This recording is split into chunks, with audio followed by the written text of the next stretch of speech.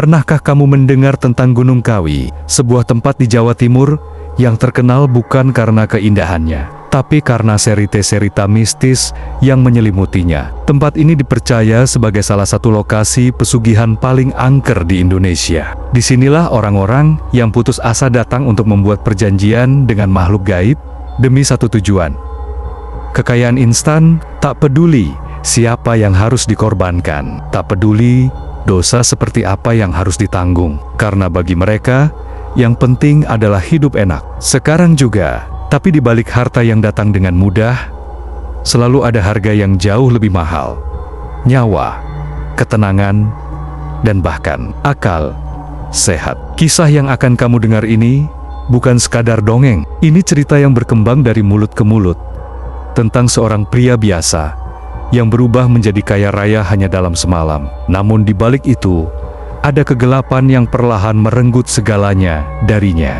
Selamat datang di dunia pesugihan, tempat di mana keinginan dibayar dengan kutukan. Dan sebelum kamu menilai cerita ini sebagai omong kosong, tidak semua yang tak terlihat berarti tidak nyata. Dan malam ini, kamu akan mendengar semuanya. Pak Harjo adalah seorang pria sederhana yang tinggal di sebuah desa kecil di lereng Gunung Kawi. Sehari-hari, ia bekerja sebagai petani. Tapi bukan petani sukses dengan ladang luas dan panen melimpah. Sawah miliknya kecil, tanahnya kering, dan hasilnya sering gagal panen. Setiap pagi ia bangun dengan harapan, namun malam selalu datang membawa kekecewaan. Istrinya, Bu Minah, sedang sakit keras. Sudah berbulan-bulan hanya bisa terbaring di dipan bambu, tanpa pengobatan yang layak. Sementara anak sulungnya, Darto, terpaksa putus sekolah karena tak sanggup membayar uang SPP. Di rumah reot berdinding anyaman bambu itu, kehidupan seolah tak pernah memberi ruang untuk bahagia. Makan sehari sekalipun sudah dianggap cukup mewah. Bahkan untuk membeli beras, Pak Harjo harus berutang ke warung tetangga. Setiap malam, Pak Harjo duduk di teras rumahnya yang remang-remang, memandangi langit gelap. Dalam diamnya, ia menangis, bukan karena lelah bekerja, tapi karena tak sanggup lagi melihat keluarganya menderita. Ia mulai merasa bahwa hidup ini tidak adil. Mengapa orang-orang yang malas bisa hidup enak, sementara dirinya yang banting tulang malah semakin terpuruk? Di dalam hatinya yang paling dalam, mulai tumbuh bisikan kecil, bisikan yang berkata, kalau kau ingin hidup berubah, kau harus mencari jalan lain, jalan yang cepat, walau mungkin gelap. Suatu pagi, saat Pak Harjo sedang duduk termenung di pojok pasar, seorang lelaki tua tiba-tiba duduk di sebelahnya. Wajah lelaki itu keriput, matanya tajam namun kosong, dan dari pakaiannya yang serba hitam lusuh, tampak jelas bahwa ia bukan orang biasa. Ia menoleh pelan ke arah Pak Harjo dan berkata lirih, "Aku tahu bebanmu berat, tapi kalau kau mau, kau bisa mengubah nasibmu cepat." Pak Harjo terkejut. Ia tak pernah berbicara pada orang itu sebelumnya. Tapi bagaimana bisa lelaki tua itu tahu keadaan hidupnya? Datanglah ke Gunung Kawi malam Jumat Kliwon, bawa sesajen dan keyakinan. Jangan ragu, di sana ada yang bisa membantumu, ujar si lelaki tua dengan suara berat. Sebelum Pak Harjo sempat bertanya lebih jauh, orang tua itu sudah pergi, menghilang begitu saja di tengah keramaian pasar, seolah ditelan kabut. Sepanjang perjalanan pulang, kalimat itu terngiang di kepalanya. Gunung Kawi, malam Jumat Kliwon, sesajen, bantuan dari yang tak terlihat. Awalnya ia mencoba mengabaikan. Ia berusaha berpikir rasional, tapi malam-malam berikutnya, bisikan itu semakin kuat. Ia tak bisa tidur. Matanya sembab, dan pikirannya semakin terpojok. Hingga akhirnya, di malam Jumat Kliwon berikutnya, dengan langkah berat dan dada berdebar, Pak Harjo memutuskan untuk pergi. Tanpa sepengetahuan istrinya, ia membawa segenggam kembang 7 rupa, sebungkus nasi, sepotong ayam kampung, dan segelas kopi pahit, semua dibungkus kain hitam. Ia berjalan menyusuri jalan setapak menuju Gunung Kawi, tempat di mana hidupnya akan berubah, atau justru berakhir.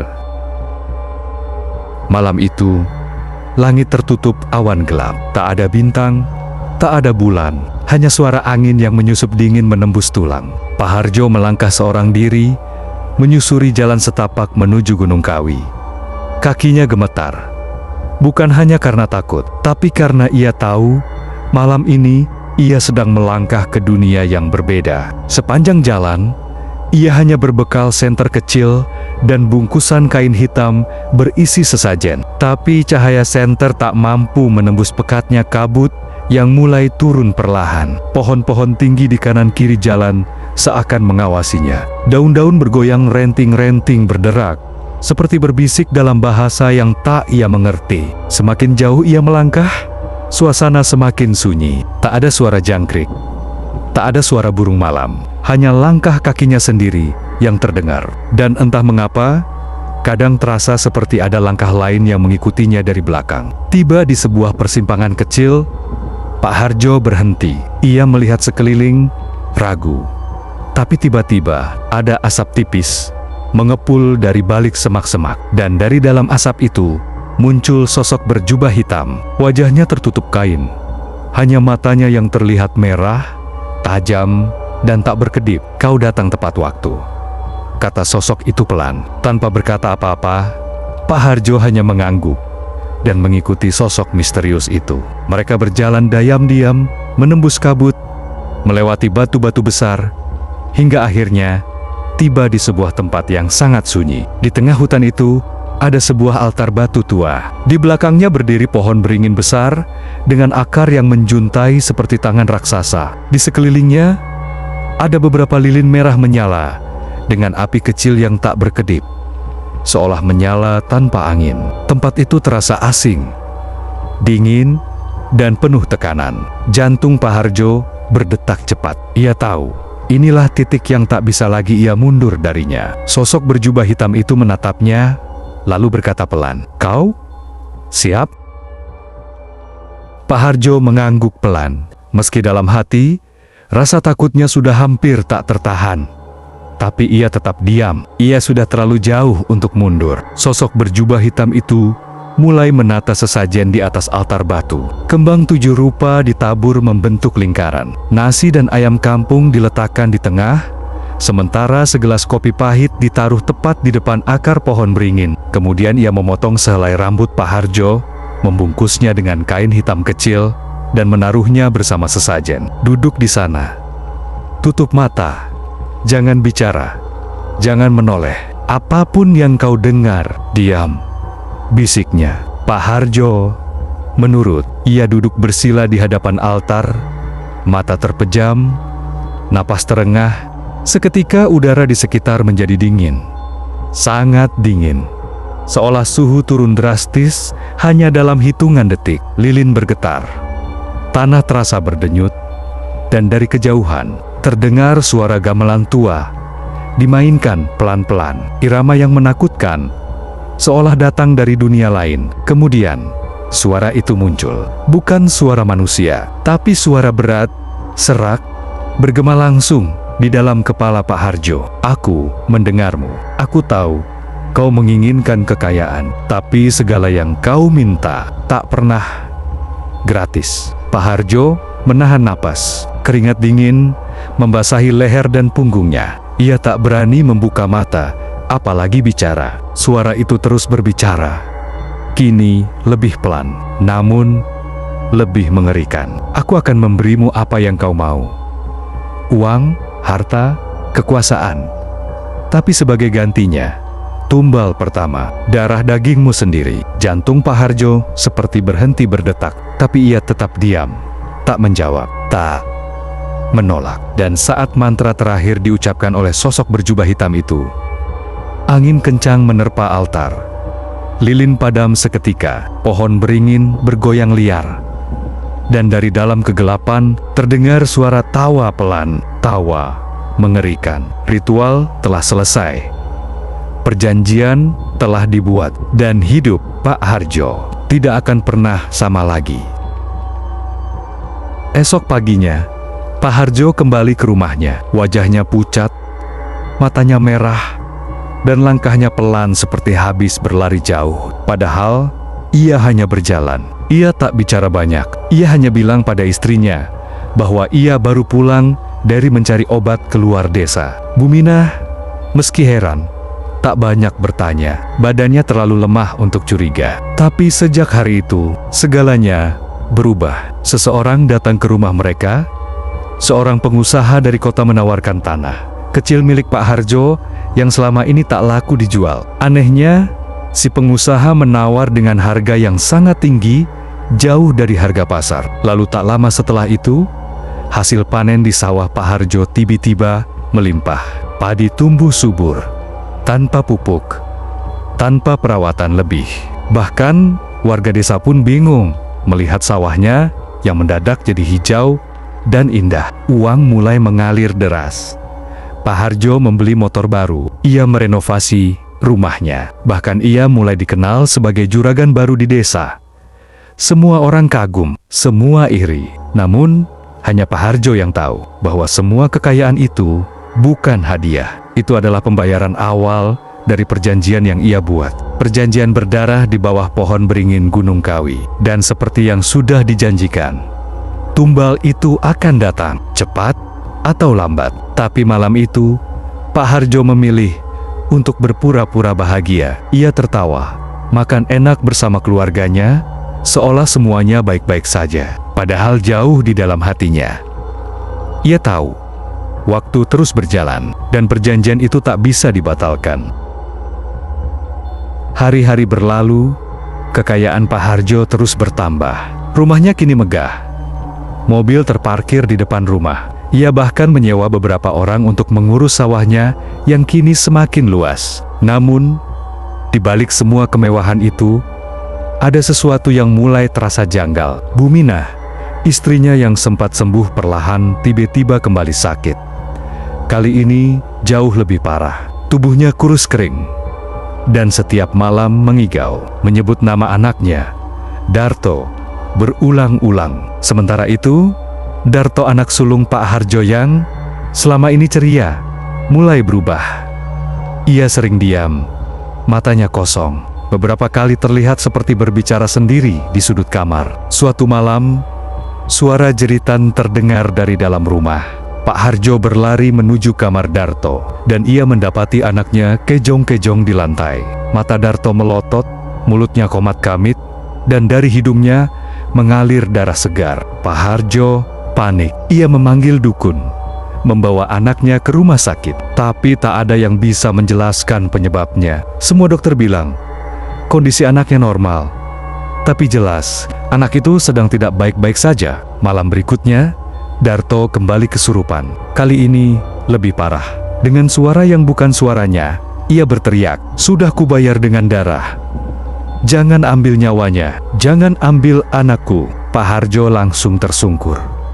Ia tahu, waktunya telah tiba. Ini bukan sakit biasa.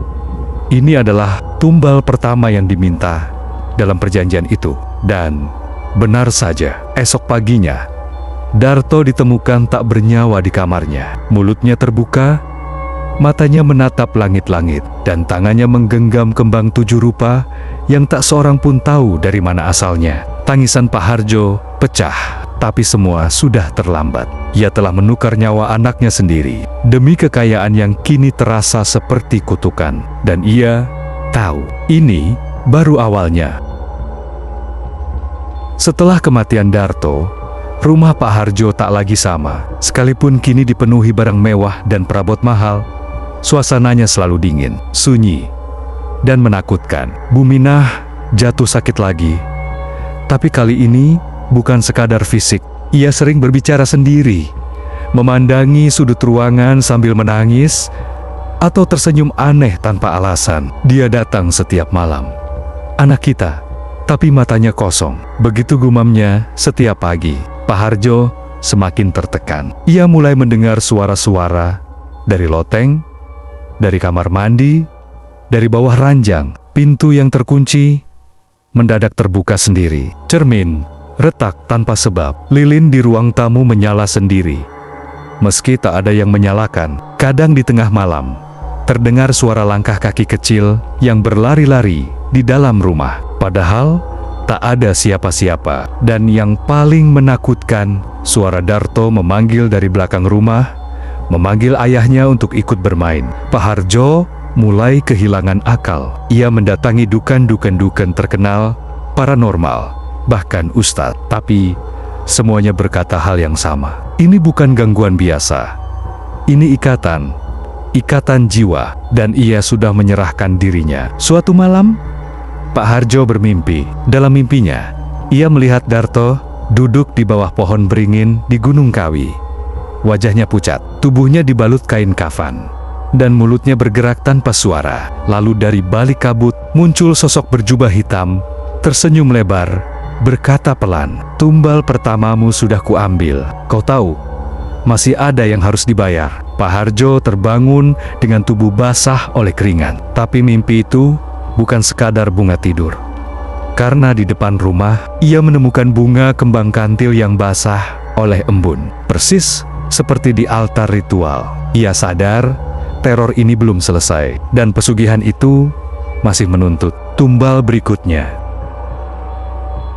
Sejak malam mimpi itu, Pak Harjo tak pernah bisa tidur tenang. Setiap kali ia menutup mata, bayangan Darto muncul duduk membisu di bawah pohon beringin, menatapnya tanpa ekspresi. Tapi kini, teror itu mulai berpindah. Buminah, istrinya, semakin parah. Bukan hanya sakit secara fisik, tapi jiwanya seperti direnggut sedikit demi sedikit. Kadang, ia tertawa sendiri di tengah malam. Kadang ia menangis histeris sambil menyebut nama-nama leluhur yang bahkan Pak Harjo tak pernah kenal. Tubuhnya semakin kurus, matanya sering kosong, seperti melihat dunia lain. Sampai suatu malam, Buminah menghilang. Pak Harjo mencarinya ke seluruh rumah, ke belakang, ke dapur. Tak ada. Namun ketika ia keluar rumah, matanya membelalak. Buminah berdiri di tengah jalan kampung, mengenakan pakaian kebaya putih, kaki telanjang, dan mata menatap langit. "Dia sudah menjemputku, Harjo. Waktuku sudah dekat." Itulah kata-kata terakhir yang keluar dari mulut istrinya malam itu. Esok paginya, tubuh Buminah ditemukan membiru di kamar tidur, dengan bunga kantil bertabur di sekeliling tubuhnya. Tangannya menggenggam kain kafan kecil, seperti milik orang yang baru dimandikan untuk dikubur. Pak Harjo tak kuasa menahan tangis. Tangisan itu pecah, memecah keheningan rumah yang telah kehilangan dua penghuninya. Namun, lebih dari itu, ia sadar ini semua ulahnya. Ia yang memulai perjanjian, ia yang menyerahkan diri pada kekuatan kelam. Dan sekarang, ia mulai menuai balasannya. Suara itu kembali terdengar malam itu. Bisikan pelan dari balik jendela. "Tumbal kedua telah kuambil. Tinggal kau, Harjo." Kini, Pak Harjo hidup sendirian, dikelilingi harta, tapi tak ada yang tersisa dari keluarganya. Rumahnya megah, tapi kosong seperti liang kubur. Dan ia tahu perjanjian belum selesai. Malam-malam Pak Harjo kini hanya diisi kesunyian dan penyesalan. Ia duduk di ruang tamu megah yang kosong. Semua harta benda tak lagi berarti. Mobil di garasi berdebu. Perabot mahal hanya menjadi pajangan kematian. Foto keluarga yang dulu menggantung di dinding kini tampak buram. Wajah Darto dan Buminah seolah menatapnya, penuh luka dan kekecewaan. "Untuk apa semua ini?" gumamnya pelan. Suara parau dan patah. Setiap malam, mimpi buruk menghantuinya. Kadang, ia melihat dirinya sendiri, duduk di altar pohon beringin, tertawa seperti orang gila, sementara darah mengalir dari tangannya. Kadang, ia melihat sosok berjubah hitam, berjalan pelan ke arahnya. Dengan wajah Darto dan Buminah tergantung di kalung tulang, tak tahan lagi. Suatu malam, Pak Harjo kembali ke Gunung Kawi. Ia membawa semua hartanya, emas, uang tunai, bahkan surat tanah. Ia bakar semuanya di depan pohon keramat itu. "Ambil semua ini. Harta ini kutukan, kembalikan anak dan istriku," teriaknya sambil menangis. Tapi tak ada yang datang. Tak ada angin, tak ada suara gamelan. Pohon itu hanya diam, seperti menertawakannya dalam kesunyian. Tiba-tiba tanah di bawahnya bergetar. Suara lirih mulai terdengar dari dalam bumi. "Perjanjian tak bisa dibatalkan. Kau telah memberi, dan kau akan diambil." Dalam satu hentakan angin, tubuh Pak Harjo terjatuh. Ia meronta, tapi tubuhnya tak bisa bergerak. Dari tanah, tangan-tangan hitam muncul, menarik kakinya perlahan ke dalam lubang yang terbuka sendiri. Dan sebelum tubuhnya tertelan tanah, suara terakhir yang ia dengar adalah tawa anak kecil, disusul bisikan halus. "Selamat datang, Harjo." Keesokan harinya, warga desa menemukan rumah Pak Harjo kosong. Tak ada jejaknya. Semua hartanya lenyap. Yang tersisa hanyalah bunga kantil bertaburan di pelataran rumah. Sejak saat itu, rumah itu dianggap angker. Tak ada yang berani masuk. Dan cerita tentang pesugihan Pak Harjo menjadi legenda mengerikan di desa itu. Satu pesan yang terus diingat orang-orang hingga kini: jangan pernah bermain-main dengan pesugihan, karena ketika kamu memberi sesuatu yang jauh lebih berharga akan diambil darimu. Itulah kisah tragis tentang Pak Harjo, seorang pria yang rela menukar cinta dan keluarganya demi kekayaan instan. Pesugihan bukan sekadar cerita, tapi sebuah peringatan bahwa tidak ada kekayaan yang datang tanpa harga. Dan ketika harga itu adalah nyawa orang yang kita cintai, apakah semuanya masih layak untuk diperjuangkan? Dari kisah ini, kita belajar satu hal: jangan pernah tergoda jalan pintas, karena bayaran dari perjanjian gelap selalu lebih mengerikan dari yang kita bayangkan. Kalau kamu suka cerita seperti ini, jangan lupa untuk tekan tombol like sebagai dukungan. Tulis juga di kolom komentar, apakah kamu pernah mendengar kisah pesugihan lain yang lebih menyeramkan? Atau mungkin kamu punya cerita nyata yang ingin dibagikan? Dan yang paling penting, jangan lupa subscribe channel ini dan aktifkan lonceng notifikasi supaya kamu nggak ketinggalan kisah-kisah horor penuh misteri selanjutnya. Sampai jumpa di cerita berikutnya. Dan ingat, tidak semua kekayaan membawa berkah, beberapa membawa kutukan.